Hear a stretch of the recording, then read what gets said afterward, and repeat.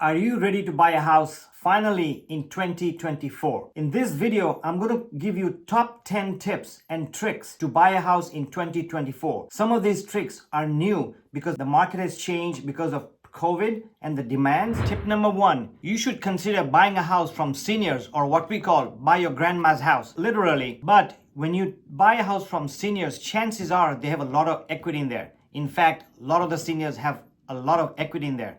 So when you're trying to buy a house, maybe if you're a first-time buyer, they can help you with the closing cost. They maybe help you with an FHA loan and give you some credit towards your down payment. And they are easily negotiable because they have equity in the house. They're not so tight that they don't have any equity. Also, seniors usually keep their house in good condition, tip-top shape, their yards are good, and they are trying to move down, and they are flexible on the time and the price. So you may want to consider work with your agent to buy a senior's home. The only downside that you may have is that a lot of these seniors have been there for a long time, 20, 30, 40 years. And yes, they may have done some upgrades and remodeling, but the taste that you might have if they did the remodeling 10 years ago or 15 years ago may be an outdated. Tip number two is, as soon as you start looking for a house and as soon as you talk to a lender, start talking to an insurance, because when you buy a house, you are required to buy insurance, especially if you put under 20% down. But either way, you have to buy insurance.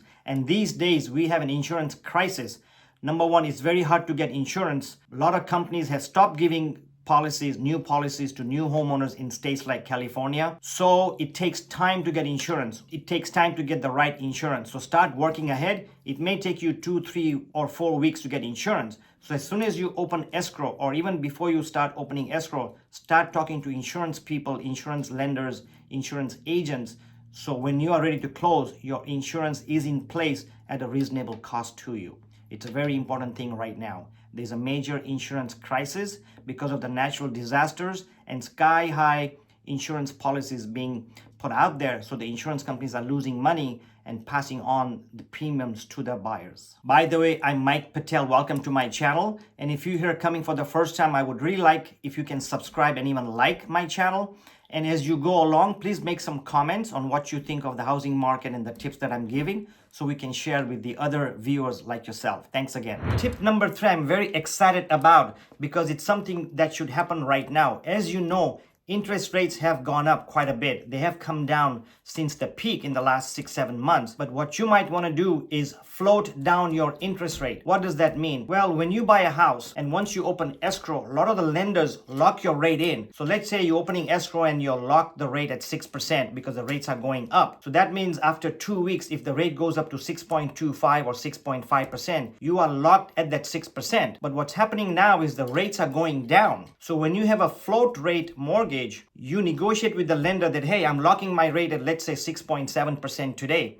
And if after 2 weeks or just before I close escrow, within reasonable time, the rates drop, then you have the option to drop the rate. So that is very important. It is happening right now. And a lot of the lenders are doing that. So make sure you talk to your lender. It'll save you some interest rate, because even a quarter point makes a big difference of $100, $200, $400 per month payment, which is a lot. The fourth tip is very important, and the tip is that if you are approved to a certain amount, let's say you are approved for a $400,000 house between you and your spouse, then what we recommend is don't buy the $400,000 house. Maybe you want to buy something for $375 or $350. Usually a good idea to buy 5 to 10% below your approved rate. And the reason you want to do that is once you buy a house, your mortgage payments are fixed, but your taxes and insurance goes up every year for sure. And your other expenses, maybe your HOA or your utilities, your gas bills, grocery bills, TV bills, school bills, everything goes up. So you want to buy below your means. I have sold a lot of homes to couples, and what we have done with the couples, if they're both working on,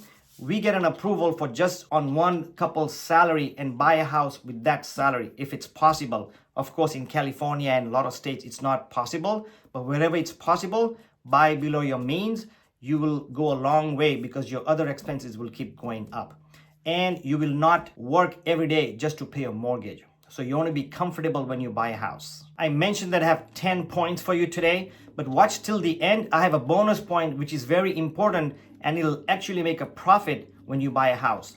Good potential to watch. Tip number 5 is don't buy a house virtually. I know during the COVID times, 2021, 2020, a lot of the people bought virtually. They didn't even go to the house and bought the house. And a lot of those buyers are regretting today because they did not go in the backyard, or they didn't know the neighbors, they didn't know the neighborhood, and they are regretting and actually trying to sell it. Do go to the house, do drive by the neighborhoods, look at the house thoroughly. I know that there were multiple offers the last couple of years, so you had to see it, you had to get in line, you have to make an offer within 2 or 3 hours of making a decision, but those days are gone. It's taking longer to sell homes, there's less homes on the market, there are less buyers on the market. Make sure you buy the right, because this is one of the biggest investment you will make. So definitely don't buy it virtually, but don't be hasty to buy the house as well. Take your time and do your homework thoroughly about the neighborhood, about the market analysis and the trends of that house and that neighborhood. I also want to mention to you that towards the end of this video, I'm going to post a link of a video that you may want to watch. It's called "Should I Buy a House Now or Wait?" So it may be a good time to look at it since you are thinking about buying a house in 2024. Tip number 6 is a new one and a crucial one these days. If you are working with a buyer's agent, make sure you talk to the buyers before you sign a contract to purchase a home or anything about who's going to pay their commissions. Typically, what has been happening is the sellers pay the buyer's agent's commission, what we call the CBC, Cooperating Broker Commission. The seller's agent pays the commissions to the buyer's agent, in this case, your agent. But things have changed. The market has changed, as I mentioned, forever. There's a big lawsuit going on where National Association of Realtors is involved.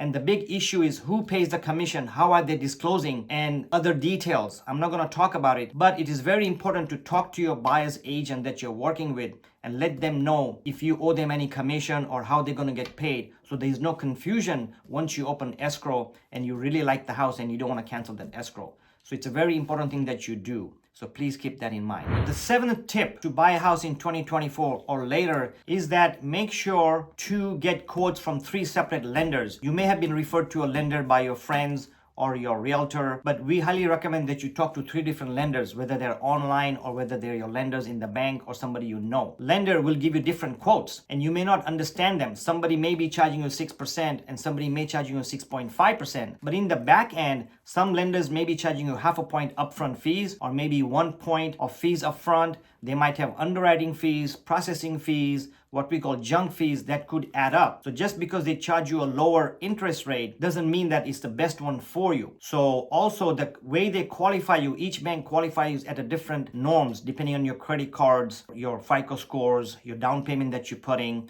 the area you're buying, the type of house you are buying. So each lender is different. So when you do find a house or before you open escrow and write an offer, it is highly recommended that you talk to at least 3 different lenders. Yes, it is a hassle to give them all the paperwork and your W-2s and your pay stubs, but that extra half an hour to an hour that you spend doing that, you may save thousands of dollars upfront and maybe even $50 to $60 to $100 to $200 per month over the life of your loan. So this is a very crucial step these days, especially now that a lot of lenders have gone online. The next tip I want to talk about is to become a multi-generational home buyer. What does that mean? Well, these days it's very hard to buy a house on your own, whether you're single or you're married. So what's happening is the homeowners are buying with their kids. Millennials, for example, it's very expensive for them to buy homes, especially if they have student loan debt. So it's hard to qualify. So a lot of them are chipping in and buying with their parents or with the brothers or buy with your grandparents. You can even buy a bigger home and have some of them stay in the backyard if they have an ADU, which is a accessory dwelling unit, or there may be a house with a garage. On top of the garage, there's some additional building, or somebody bought a house and added a couple of rooms or a living room or a patio. So if you buy homes like that and stay together, it'll save you a lot of money, and also it'll be comfortable for you on your spending because you are sharing the mortgage cost and utility bills, hopefully the grocery bills and everything. So that's a new trend that's happening as the home gets very, very expensive and the lender qualifications and requirements are very stringent. A lot of them are buying together and staying together as what we call the multi-generational living and multi-generational buying of homes. This next tip is also very crucial when you are buying a house. Lenders like it that you keep your house payments at below 30% of your gross income. Obviously, these days that is very hard to do because the home prices have gone very high and the interest rates have gone very high. So to keep your house payments within 30% is very hard to do, but that's just a guideline. If you can stay close, it'll be advantageous to you. The 10th tip, when you are buying a house, and this is also very important, is just don't buy a house. You may fall in love with the house, you see it online and you love the pool or the yard or the kitchen, and you end up buying the house, but you ignore looking at the neighborhood. So when you buy a house, make sure you also buy the neighborhood. Drive by the neighborhood. Do you like the landscaping of your neighbors and a couple of blocks down the road? Do you like the cars that are parked over there? Are the roof maintained on all the homes, on the roofs? So you want to look for a neighborhood that's growing and appreciating rather than deteriorating. You want a good neighborhood because your appreciation depends on homes that sell in your neighborhood. So the better the neighborhood, the better chance of appreciation. The other thing to look at is check out the schools. Are there any schools? Are there any parks? Is it close to shopping centers or dining and entertainment? Because all this makes a difference. Yes, we want the best house at the best price, but a house is nothing if the neighborhood is no good. So shop the neighborhood first, then shop the specific house that you're looking for in a specific neighborhood, specific square footage, and a specific floor plan. So before I give you the bonus tip, I want to remind you that I'm going to put a link on the video called Should I Buy a House Now or Wait? Check it out. And on the bonus tip, a lot of the people, what they're doing is when you buy a house, and of course you're all stretching to buy a house and barely afford to buy a house and barely afford to make the payments. So what you may want to do is, let's say you buy a 3-bedroom house, have a plan to rent out maybe a room to a friend or a family and make extra income. I just sold 2 townhouses to single ladies, separate owners, separate ladies. They were both 3-bedroom condos and they are stretching for the payments, but they can afford it. But what they both have in mind is from their work, each one is going to share one of the bedrooms downstairs, which has a downstairs bedroom and a bathroom, and they're going to rent it out for an average of $800 a month. So if their payment's $4,000 a month, $800 is already coming from their friend who's going to stay in the house, at least temporarily, and that'll help out on their payments and make their life easier. Thanks for watching my video. Please watch this bonus video.